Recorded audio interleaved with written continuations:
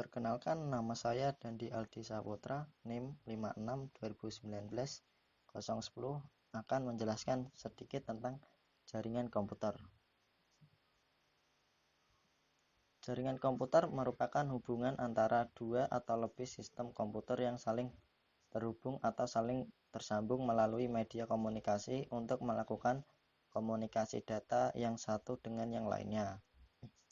Jaringan komputer adalah sebuah sistem yang terdiri atas komponen yang didesain untuk dapat berbagi sumber daya, komunikasi, dan dapat mengakses informasi. Setiap bagian dan jaringan komputer dapat meminta dan memberikan layanan dengan sistem client-server, peer-to-peer, internet, dan lain-lain. Tujuan dibangunnya jaringan antar komputer adalah agar informasi atau data yang dibawa pengirim dapat sampai kepada penerima dengan tepat dan akurat. Jaringan komputer juga memungkinkan dibuat dengan menggunakan gabungan teknologi kabel dan wireless. Berikut jenis-jenis jaringan komputer. Pertama, jenis jaringan berdasarkan jangkauan geografisnya. Yang pertama ada Local Area Network atau LAN. LAN adalah jenis jaringan yang digunakan untuk kepentingan pribadi atau organisasi kecil di mana seluruh komputer terletak di satu lokasi yang sama. Luas jangkauan suatu jaringan LAN mencapai 10 km. Kedua, Metropolitan Area Network atau MAN. MAN mencakup wilayah yang lebih luas hingga 50 km dan menghubungkan banyak lokasi sekaligus. Kabel fiber optik menjadi kabel transmisi yang paling diandalkan untuk jenis jaringan ini. Ketiga, Wide Area Network atau WAN. WAN merupakan jenis yang paling luas cakupan geografisnya. Jaringan ini menghubungkan berbagai wilayah di seluruh dunia. Jenis jaringan ini digunakan oleh organisasi yang sudah bertaraf internasional. Satelit merupakan media transmisi utama untuk jenis jaringan ini, walaupun banyak juga yang mengandalkan kabel fiber optik lintas negara.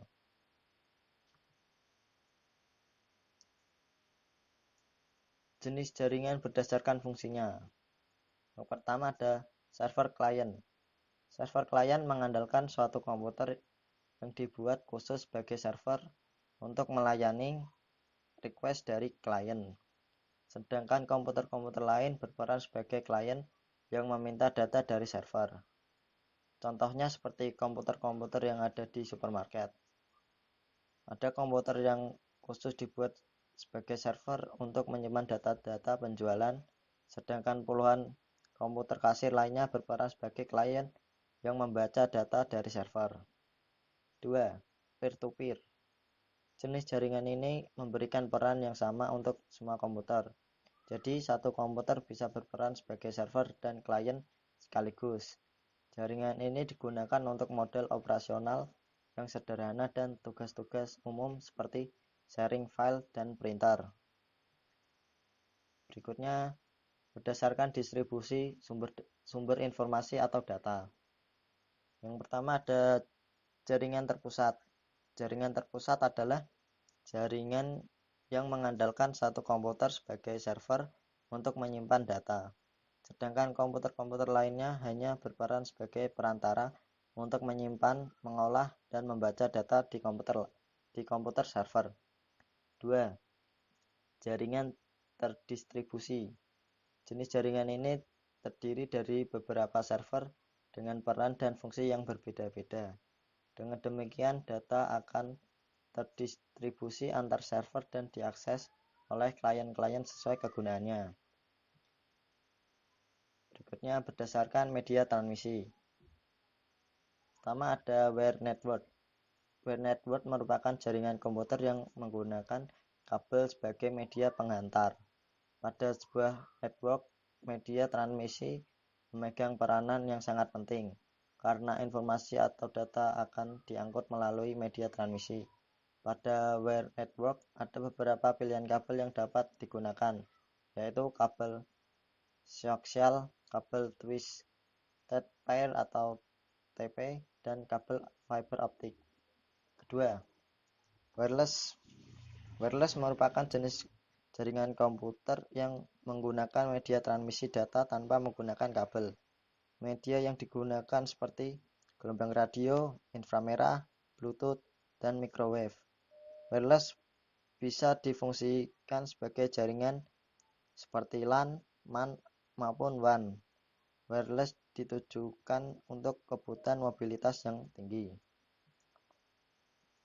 Berikutnya, jenis jaringan berdasarkan topologi. Yang pertama ada topologi bus. Topologi bus adalah jenis topologi yang sangat banyak digunakan sampai sekarang.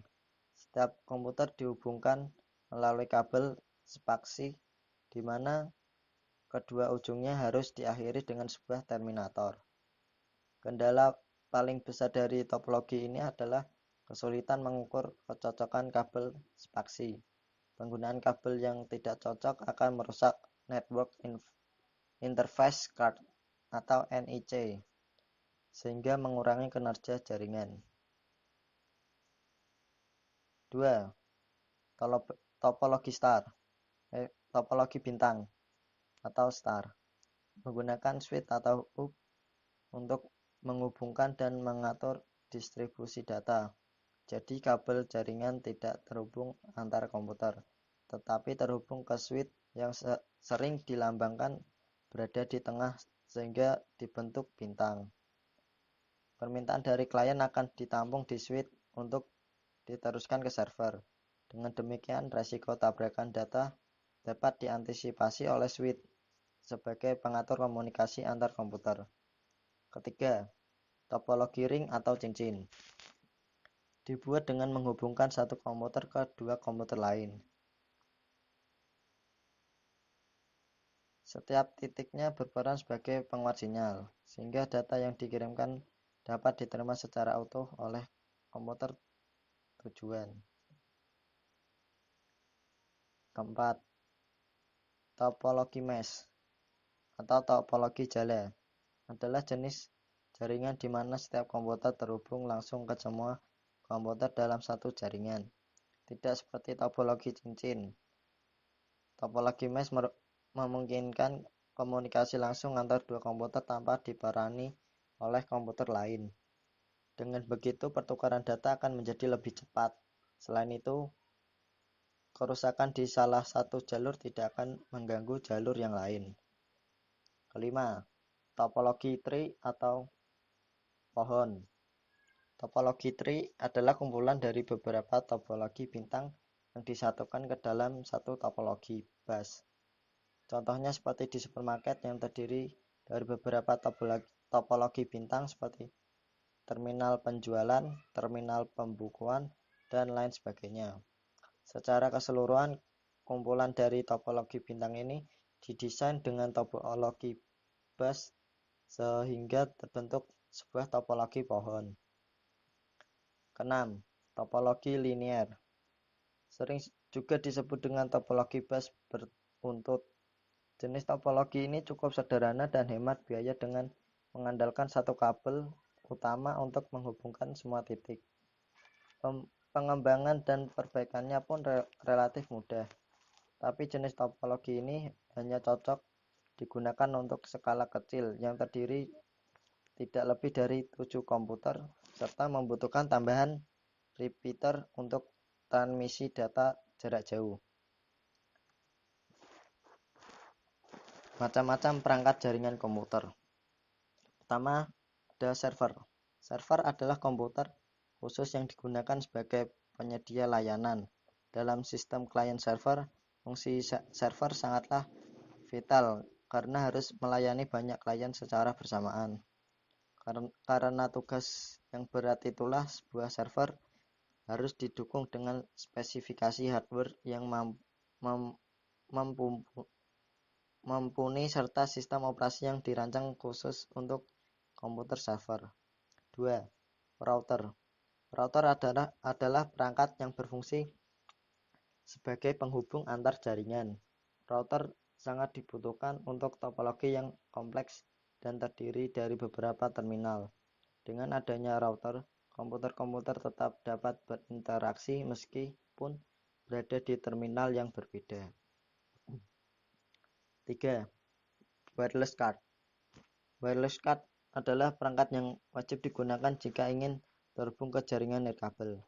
Komputer-komputer keluaran terbaru biasanya sudah menyematkan wireless card.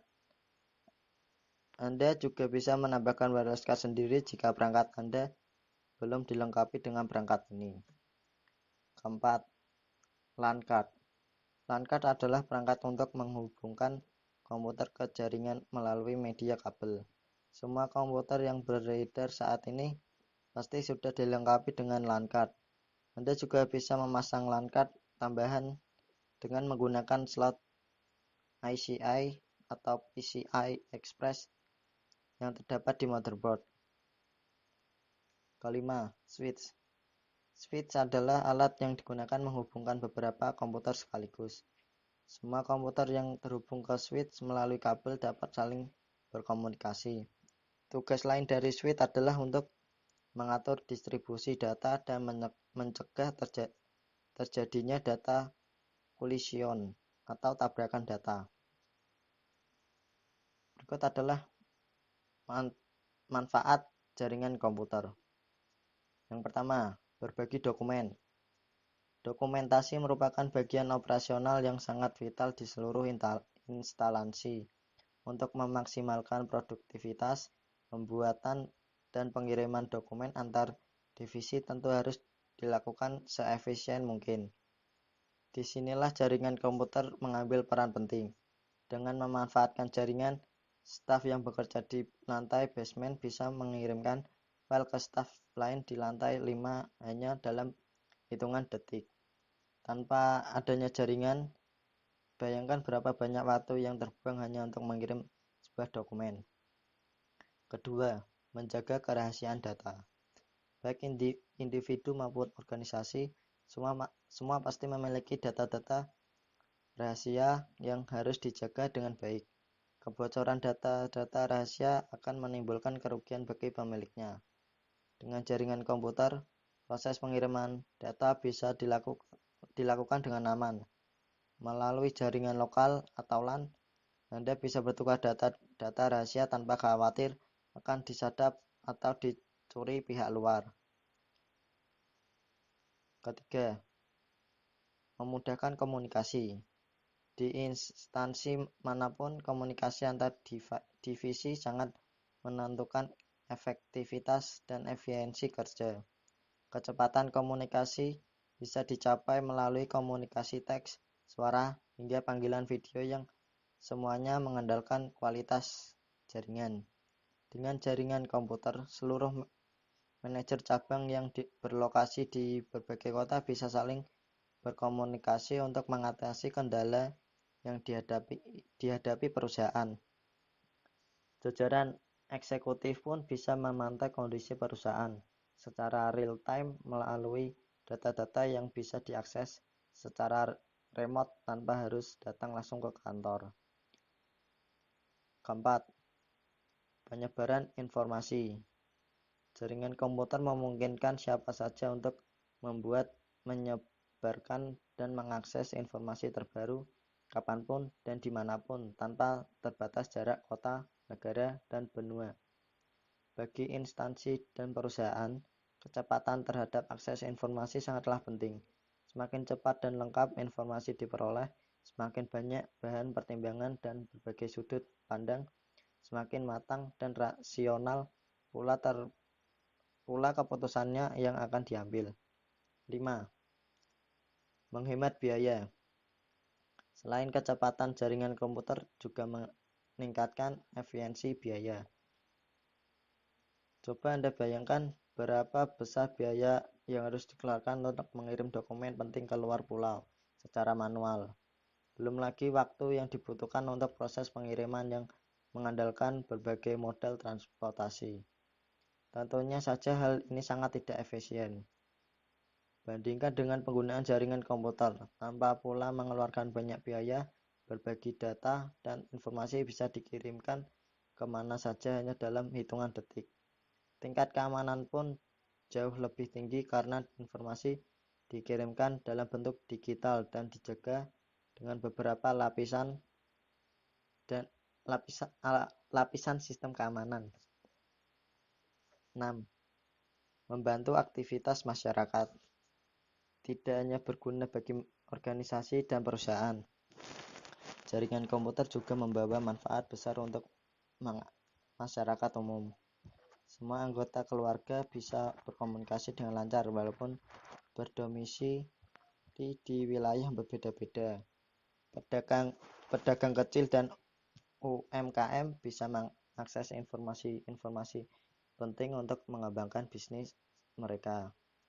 Anak-anak muda bisa mengikuti berbagai kursus dan pelatihan online serta tutorial bermanfaat untuk mengembangkan minat dan bakat.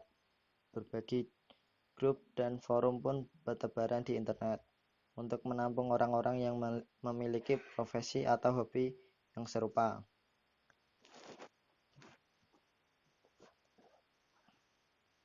Itu adalah sedikit penjelasan tentang teknologi jaringan.